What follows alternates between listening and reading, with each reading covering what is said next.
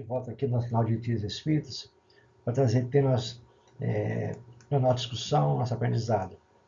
A gente vai gravar alguns estudos da Revista Espírita, convidando-os a fazerem parte dessa jornada, de também recorrerem a esses livros importantes da codificação que foram esquecidos, vamos dizer assim, que seria as 12 edições da Revista Espírita.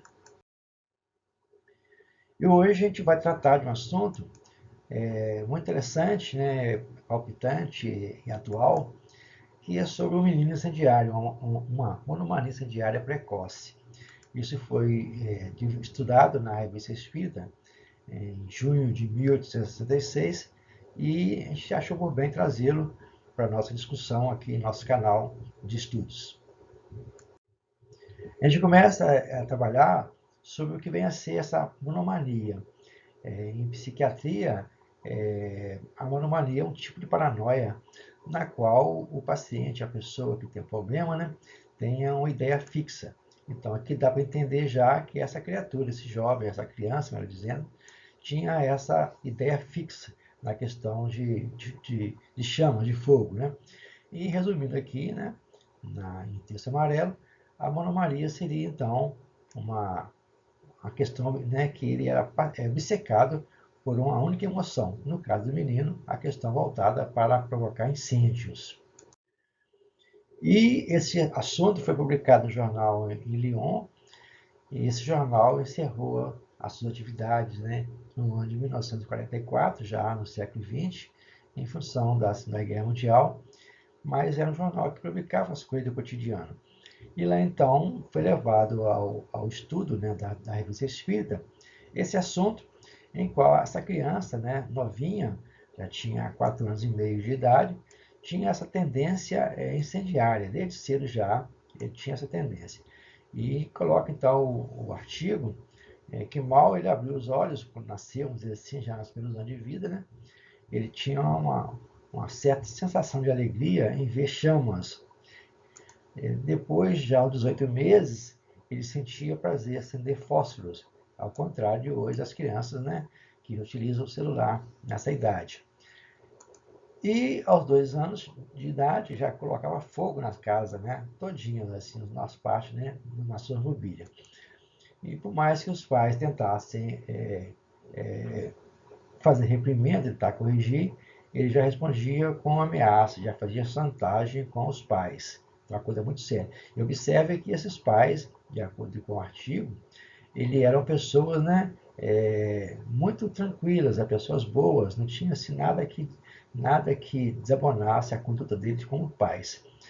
E na semana passada, ou seja, na época que fizeram essa pesquisa, esse jornal, esse artigo, tinha já incendiado a casa toda dos pais. Então, de ver que o negócio era muito mais sério do que nós imaginamos.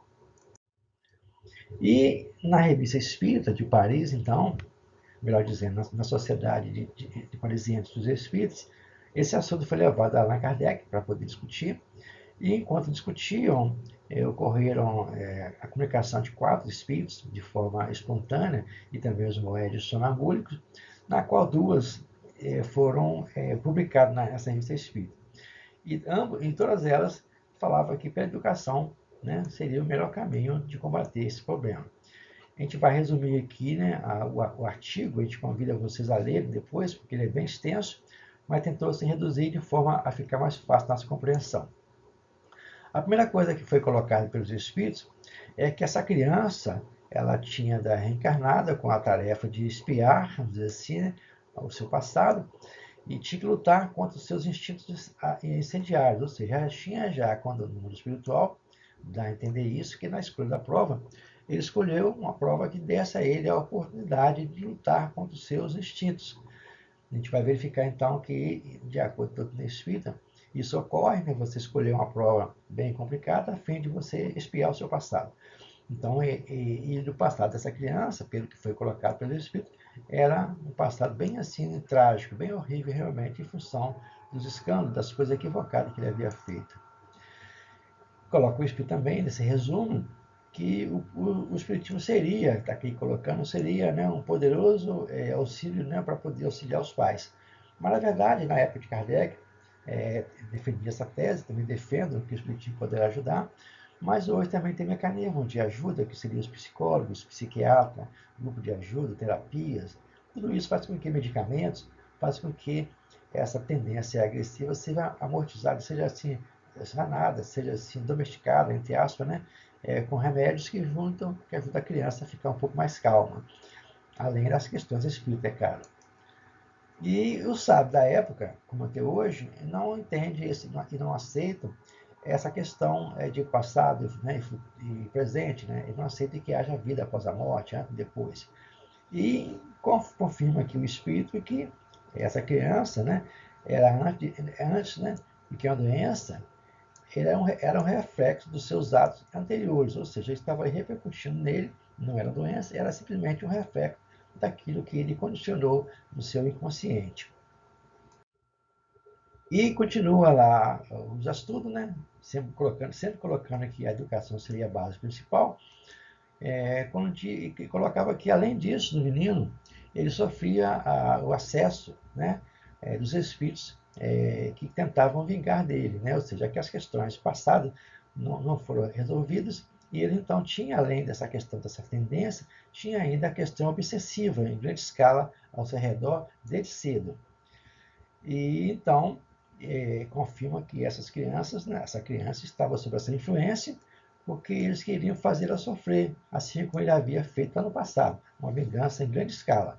Então, a gente verifica que a criança, desde cedo, também pode ser obsidiada. E coloca depois o Espírito, e está aqui resumindo a instrução, depois vocês procuram poder verificar que ele é grande, coloca que a bondade de Deus, na sua justiça, colocou de um remédio de um lado e o mal do outro. Quem que era o remédio? Os pais, né? Porque eles estavam numa família onde os pais eram equilibrados e poderiam ajudá-lo a melhorar, certo? E também de volta aqui novamente, né, se ele fosse trabalhar no Espiritismo, as coisas poderiam ser melhoradas. Então coloca que os pais, nessa hora, têm um papel fundamental, porque eles são os protetores dessa criança que Deus deu a ele na tarefa de ajudá-lo a vencer as suas más inclinações.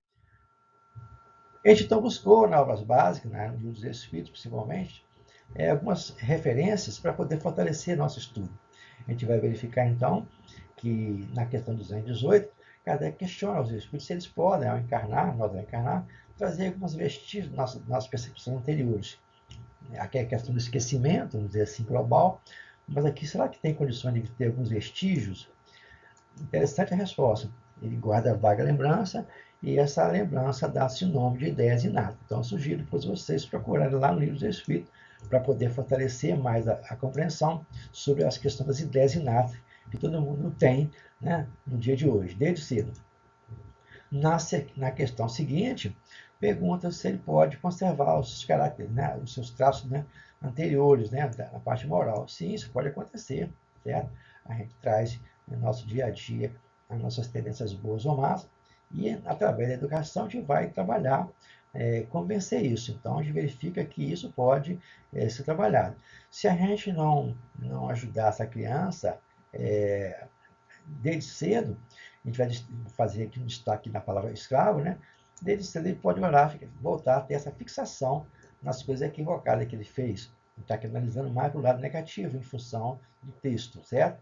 Então, isso poderá ser trabalhado, né? Isso, se os pais ajudarem, a arrepender-se desde cedo, trabalhar o que foi feito no passado.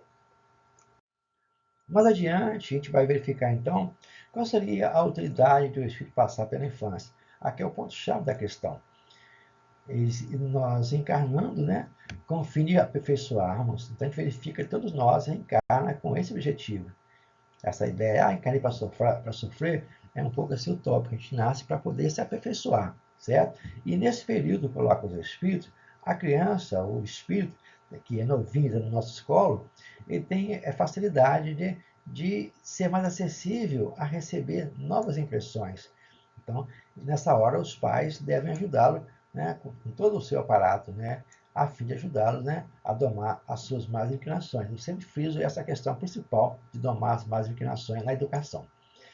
E, além disso, né, voltando aqui à questão, Kardec, na questão 385, fala novamente, né, que a utilidade é de nós encarnarmos com o objetivo de nos aperfeiçoar. Então, a infância tem esse propósito, né?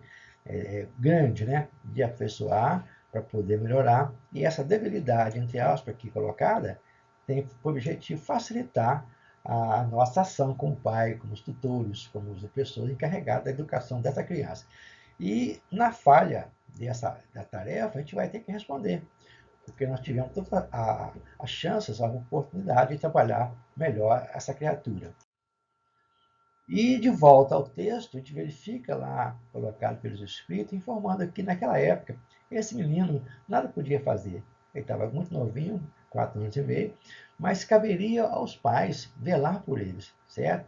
Então, os pais teriam que trabalhar ali, lançando a semente, né, que vai frutificar com o tempo, mas tinha que fazer a parte dele. Então, ele, a criança, naquela faixa de idade, não tinha como fazer nada, igual acontece hoje, né? Ele ainda é aquela pessoa que precisa, entre aspas, ser direcionado. Então, essa fase é importante para isso. E Kardec coloca no comentário fantástico, né, na questão 685, que ele trabalha aqui para poder ajudar essas pessoas, tem que trabalhar a educação, o que consiste na arte de formar novos caracteres, criar novos hábitos. Então, se essa criança aqui tinha esse hábito nocivo de acender fogo, nós tínhamos que trabalhar, então, um jeito de criar novos hábitos, certo?